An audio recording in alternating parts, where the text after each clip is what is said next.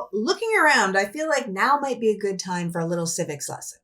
The president's power comes from the Constitution. Congress's power comes from the Constitution. Our judges' power comes from the Constitution.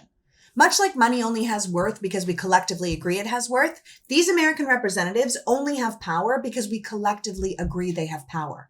Every single one of these people pledges an oath to uphold the Constitution, the document that gives the citizens their rights and the leaders their power.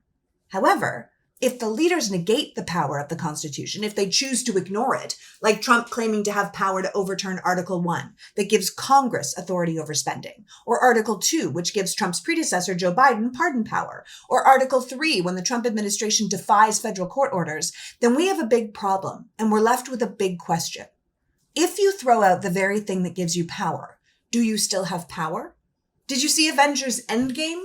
Nothing would have happened when Thanos snapped his fingers if he had just given away those Infinity Stones. They were the source of his power. So if you rip up the Constitution, then you are ripping up the very source of your own power. Because if the Constitution doesn't matter, then why do you? If we are arresting protesters or claiming news networks who don't praise the leader are illegal, then there's no First Amendment.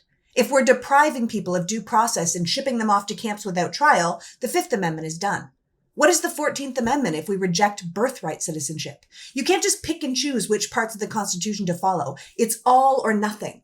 If you want to change things, there is a constitutionally acceptable way to do that, but you have to do it by the rules. Simply ignoring the rules doesn't work, not if you want people to follow you based on those rules. You know who else pledges an oath to the Constitution?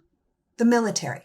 The military pledges to support and defend the Constitution of the United States against all enemies, foreign and domestic, and bear faith and allegiance to the same. Yes, they also promise to obey the president, but that comes after their promise to the Constitution, because the Constitution is more important and powerful than any one leader, which is why military officers don't even have the president in their oath.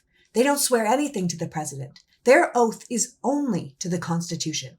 So if a president chooses to destroy the Constitution and attack the rights it affords its citizens, then it is the military's responsibility to step up and defend it. Now, those are just the facts, but I think it's something important to know as we move forward.